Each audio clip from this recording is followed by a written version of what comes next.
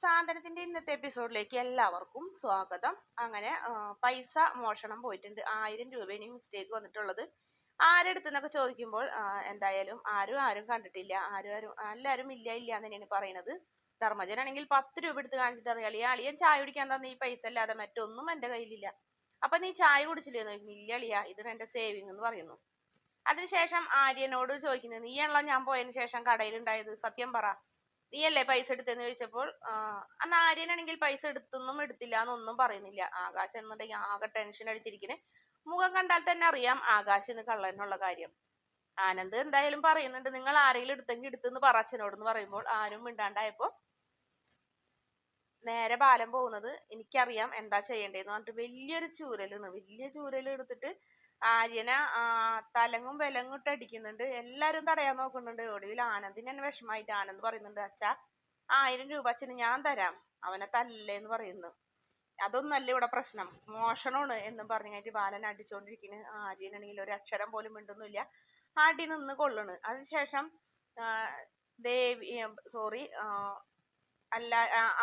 അമ്മയും അതുപോലെ തന്നെ മാമനും കൂടിയിട്ട് ബാലനെ പിടിച്ചു മാറ്റുന്നുണ്ട്.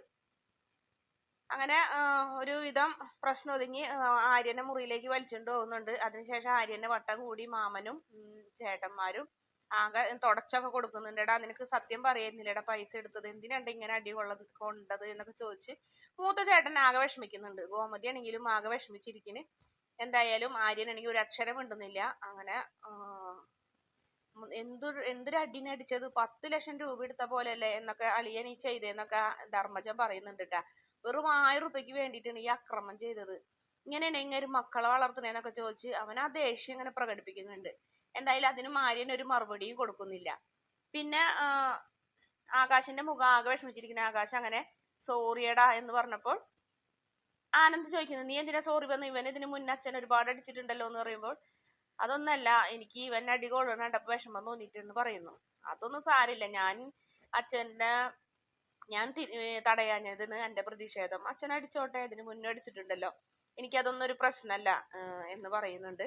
ആ സമയത്ത് ആനന്ദിന് സംശയം തോന്നുന്നുണ്ട് ആകാശിനോട്, എന്താടാ നീ ഇങ്ങനെ അവനോട് സോറി പറയുന്നതിന്റെ കാരണം നീ പറയടാന്ന് പറഞ്ഞപ്പോൾ, ഇനി ഞാനിത് പറയാണ്ടിരുന്നാൽ വിഷമാവും, എനിക്ക് സഹിക്കാൻ പറ്റില്ല, പൈസ എടുത്തത് ഞാനാണെന്ന് പറഞ്ഞപ്പോൾ ധർമ്മനൊക്കെ പെട്ടെന്ന് ദേഷ്യം വരുന്നുണ്ട്. നീ എന്ത് തെണ്ടിത്തരണ്ട ചെയ്തത്, ഇത്ര അധികം ആര്യനെ അടിച്ചിട്ടും നീ ഒരു അക്ഷരം പോലും പറഞ്ഞില്ലല്ലോ, പോട്ടെ അടിക്കണ്ടെന്ന് പോലും പറഞ്ഞില്ലല്ലോ, ഞാൻ സത്യം പറയാൻ പോയതെന്ന് മാമ, പക്ഷെ അച്ഛന്റെ ആ മുഖം കണ്ടപ്പോ എനിക്ക് പേടിയായി എന്ന് പറയുന്നു. ഇതിങ്ങനെ വിട്ടാ പറ്റില്ല, ഞാൻ അളിയനോട് ഇപ്പൊ പറയും, അങ്ങനെ ആര്യനെ കള്ളനാക്കാൻ നോക്കണ്ടെന്ന് പറഞ്ഞപ്പോ എന്തായാലും ആര്യൻ പറയുന്നുണ്ട്, മാമൻ ഇനി അതൊന്നും പറയാൻ നിൽക്കണ്ട, എന്തായാലും എനിക്ക് കിട്ടിയ അടി എന്തായാലും മാറാൻ പോണില്ല, അപ്പൊ പിന്നെ എന്തിനാണ്, ആ വേദനയും മാറില്ല, അതവിടെ കിടന്നോട്ടെ, അപ്പൊ എന്തായാലും ഇനി പറയാനോ അറിയാനും നിൽക്കണ്ട, ഇതെങ്ങനെ എന്നെ കഴിഞ്ഞു പോട്ടെ എന്ന് പറഞ്ഞപ്പോഴാ നീ കള്ളനായില്ല, അതൊന്നും സാരില്ല, എനിക്കൊരു പ്രശ്നം വരുമ്പോ നിങ്ങൾ എന്റെ കൂടെ നിന്നാ മതി, ഇപ്പൊ നിങ്ങളുടെ പ്രശ്നം വന്നപ്പോ ഞാൻ നിന്നില്ലേ, അതുപോലെ എന്ന് പറയുന്നുണ്ട്. അങ്ങനെ 4 പേരും കൂടെ കെട്ടിപ്പിടിച്ച് സന്തോഷം പ്രകടിപ്പിച്ചുകൊണ്ടിരിക്കുന്ന സമയത്ത് മീനാക്ഷിയുടെ ഫോൺ ആകാശിന്റെ ഫോണിലേക്ക് വരുന്നുണ്ട്, കോള് വരുന്നുണ്ട്. അപ്പൊ ആരെന്ന് വെച്ചപ്പോ മേനോനാണ്. ഏത് മേനോൻ, ഗോതമ്പ് പൊടി തരുന്ന മേനോൻ പറഞ്ഞു. ആര്യന് മനസ്സിലാവുന്നുണ്ട്. പിന്നെ ആകാശ് പുറത്തേക്ക് പോകുന്നുണ്ട് ഫോണും കൊണ്ട്. എന്നിട്ട് സംസാരിക്കുന്നുണ്ട്, എന്തൊരു പേടിന് അച്ഛനെ, ഇങ്ങനെ പേടിക്കേണ്ട കാര്യമുണ്ടോ എന്നൊക്കെ മീനാക്ഷി ചോദിക്കുന്നത്. നിനക്കറിയില്ല, 500 എന്ന് പറയുന്നു. എന്താ 500 ഇതൊരു സിംഹം തന്നെയാണ്, നീ വന്നിട്ട് വേണം സിംഹത്തിനെ മാൻകുട്ടിയാക്കാൻ എന്ന് പറയുന്നുണ്ട് ആകാശ്. ദൈവമേ, ഇങ്ങനത്തെ ഒരു വീട്ടിലേക്കാണ് നീ എന്നെ വലിച്ചിടണേന്ന് ചോദിക്കുമ്പോൾ ആകാശ് അതിന് മറുപടി ഒന്നും കൊടുക്കുന്നില്ല. പിന്നെ പറയുന്നുണ്ട്, നീ വെച്ചോ, ഇവിടെ കുറച്ച് പരിപാടികളുണ്ട്, ഞാനൊരു ജോലിക്ക് പോയിട്ട് അതിന്റെ എന്താണ് ഏതാണ് നീ ഒന്നും ചോദിച്ചില്ലല്ലോ എന്ന് പറഞ്ഞപ്പോൾ, ഇവിടെ നാളെ ചേച്ചിയുടെ മോളുടെ കാതുകുത്ത് കല്യാണമാണ്, അതുകൊണ്ട് തന്നെ ഓരോ പരിപാടികളും കാര്യങ്ങളൊക്കെ ഇനി എല്ലാരും ഉണ്ട്, തിരക്കെന്ന് പറഞ്ഞപ്പോൾ അത് ശരി, എന്നിട്ട് നീ എന്നെ ക്ഷണിക്കുന്നില്ലേ എന്ന് ചോദിച്ചു. നിന്നെ ക്ഷണിക്കാൻ ഞാൻ ഇപ്പൊ ക്ഷണിച്ചിരിക്കുന്നു എന്ന് പറഞ്ഞപ്പോൾ, എന്നാ ശരി നാളെ ഞാൻ അവിടെ ഉണ്ടാവും എന്ന് പറയുന്നു. അപ്പൊ ആകെ പേടിക്കുന്നുണ്ട് ആകാശ്, മീനാക്ഷി വരുമോ, വരുമൊന്നില്ല എന്ന് വിചാരിച്ചിരിക്കുന്നുണ്ട്. പിന്നെ പെട്ടെന്ന് കാണിക്കുന്നത് ഒരു മൈക്ക് സെറ്റാണ്. എന്തായാലും കൃഷ്ണമംഗലത്തുകാരും അടിച്ചു പൊളിക്കാൻ തന്നെ തീരുമാനിച്ചിട്ടുണ്ട്. എല്ലാവരുടെയും ശ്രദ്ധയ്ക്ക് എന്ന് പറഞ്ഞിട്ട് മൈക്കിൽ കൂടെ ബാലൻ ചെയ്ത അതേ പരിപാടി തന്നെ തിരിച്ചടിക്കുന്നുണ്ട്. ബാലൻ ആകെ നാണം കെടുന്നുണ്ട്. വെജിറ്റേറിയൻ സദ്യ ഒന്നല്ല, നോൺ വെജ്, മദ്യം, അതുപോലെ തന്നെ എല്ലാ സംഭവങ്ങളും ഉണ്ട്. എൻ്റെ വല്യച്ഛൻ്റെ 50-ാം പിറന്നാളാണ്, എല്ലാവരും വരണം എന്നൊക്കെ പറഞ്ഞ് ഇങ്ങനെ ആ അനൗൺസ്മെന്റ് കേട്ടപ്പോൾ ഗോമതി പറയുന്നുണ്ട്, അയ്യോ ഇതെങ്ങനെ ശരിയാവുക, അപ്പൊ അവരെ വീട്ടിലേക്കല്ലേ എല്ലാരും പോകുള്ളൂ, നമ്മൾ വെക്കുന്ന ഭക്ഷണം പോലും കഴിക്കാൻ ആരുണ്ടാവില്ലല്ലോ, പ്രത്യേകിച്ച് വെജിറ്റേറിയൻ, എന്ന് പറയുമ്പോൾ എല്ലാരും വിഷമിക്കുന്നേ. ബാലൻ അറിയുന്നവരൊക്കെ ബാലന്റെ അടുത്തേക്ക് വരുന്നു ബാലൻ പറയുന്നുണ്ട്. പിന്നെ കാണിക്കുന്നത് ഹാളാണ്. ഹാളില് ആര്യനോട് ഇപ്പൊ ഇന്നത്തെ വിഷമമൊന്നും ഇല്ല. ആര്യനോട് ഓരോ കാര്യങ്ങളൊക്കെ പറഞ്ഞേൽപ്പിക്കുന്നു, ആകാശിനെ ഏൽപ്പിക്കുന്നു, ആനന്ദിനൊക്കെ കൊടുക്കുന്നുണ്ട്. അപ്പൊ നമ്മുടെ മാമൻ പറയുന്നുണ്ടോ ഭാഗ്യം എനിക്കൊന്നും കിട്ടിയില്ലല്ലോ എന്ന് പറഞ്ഞ വഴിക്ക് തന്നെ മാമനെയും വിളിക്കുന്നുണ്ട്. മാമനും പറ്റിയ പണികളൊക്കെ കൊടുക്കുന്നുണ്ട്. അതിനുശേഷം ചെക്കന്റെ വീട്ടുകാർ വന്നിട്ടുണ്ട്. അനുജയും ഭർത്താവും കുഞ്ഞും വന്നിട്ടുണ്ട്.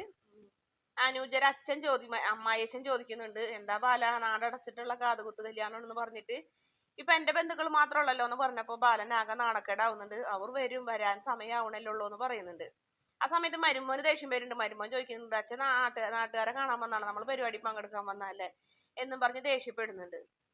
പിന്നെ കാണിക്കുന്നത് കൃഷ്ണമംഗലം ഇനി അമ്മനെ പുറത്തേക്ക് കാണണ്ടായപ്പോ മൂത്ത മരുമോൾ വിളിക്കാൻ വന്നിട്ടുണ്ട്. അമ്മ എന്താ ഇവിടെ തന്നെ ഇരിക്കണെന്ന് ചോദിച്ചപ്പോൾ, നീ എന്തേ പറയണേ, ഉള്ളിൽ വിഷമം ഒതുക്കി വെച്ചിട്ട് പുറത്ത് ചിരിക്കാൻ എന്നെ കൊണ്ട് വയ്യ, ഞാൻ വരില്ല. അമ്മ വന്നില്ലെങ്കിൽ അമ്മനെ അന്വേഷിച്ച ആൾക്കാർ ഇങ്ങോട്ട് വരില്ല, അതിനൊരു അവസരം കൊടുക്കണ്ട, അമ്മ വായോ, ഞാൻ എന്ത് ചെയ്യാനാണ്.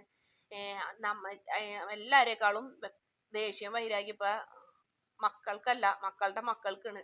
അവരുടെ മനസ്സിൽ അതുപോലെയാണ് അവരച്ഛന്മാര് വിഷം കുത്തി വെച്ചേക്കണ്. അവരെ ഇനി മാറ്റാനൊന്നും പറ്റുന്നില്ല. മോളെ, ഒരു മാസമുള്ള ബർത്ത്ഡേക്ക് ഇന്ന് ആഘോഷിക്കുമ്പോ ബാലന്റെ വീട്ടില് വെച്ചുണ്ടാക്കിയ ഭക്ഷണം വരെ ബാക്കിയാവൂലേ, എല്ലാരും ഇങ്ങോട്ട് വരില്ലേ, അതവർക്ക് വിഷമാവൂലേ ഗോമതിക്കും ബാലനും. നിന്റെ ഏട്ടന്മാര് അവളെ കരയിക്കാനല്ല നോക്കണത്, അവള് എന്റെ മോളല്ലേ എന്നൊക്കെ പറയുന്നുണ്ട്. രണ്ടാമത്തെ മരുമോളും വന്ന് പറയുന്നുണ്ട്, അതിനെ സൂപ്പറിന് ഭക്ഷണമൊക്കെ ഉണ്ടാ, മട്ടൻ ബിരിയാണിന് അങ്ങനെ ഇങ്ങനെയൊക്കെ പറയുന്നുണ്ട്. മറ്റേ ആങ്ങളമാരാണെങ്കിൽ വഴി കൂടെ പോണവരൊക്കെ വിളിച്ച് മട്ടനുണ്ട്, ചിക്കൻ എന്നൊക്കെ പറഞ്ഞ് സ്മോൾ ഉണ്ടെന്നൊക്കെ പറഞ്ഞ് എല്ലാരെയും വിളിച്ച് അകത്തേക്ക് കയറ്റുന്നൊക്കെ ഉണ്ട്. എന്തായാലും അമ്മ പറയുന്നുണ്ട്, നിങ്ങൾക്കറിയോ ഇന്ന് ഗോമതിയുടെ കണ്ണീര് വീഴ്ത്താൻ വേണ്ടിയിട്ടാണ് ഇവര് ചെയ്യുന്നത്. ഗോമതിക്കും ബാലനും നിങ്ങൾ ഈ വാരി എറിയുന്ന പണമൊന്നും അവർക്കേലില്ല ചെലവാക്കാൻ. ഇന്ന് ആരും ഭക്ഷണം കഴിക്കാൻ വന്നില്ലെങ്കിൽ അവർക്ക് നഷ്ടം തന്നെയാണ്. ഭൂസ്വത്തൊന്നും ബാലനില്ല. പിന്നെ ഇക്കണ്ടത് ഉണ്ടാക്കിയിട്ടുള്ളതൊക്കെ ബാലനും ഗോമതിയും കൂടെ കഷ്ടപ്പെട്ട കാശാണ്. എനിക്കറിയാം എന്റെ മോള് ഉള്ളിൽ കരയുന്ന എന്നൊക്കെ പറഞ്ഞു അതിന്റെ അമ്മ നെഞ്ചു പൊട്ടി കരയുന്നതോടെയാണ് ഇന്നത്തെ എപ്പിസോഡിന്റെ അവസാന ഭാഗം. വീഡിയോ ഇഷ്ടപ്പെടുകയാണെങ്കിൽ ചാനൽ ഒന്ന് സബ്സ്ക്രൈബ് ചെയ്ത് സപ്പോർട്ട് ചെയ്യണേ.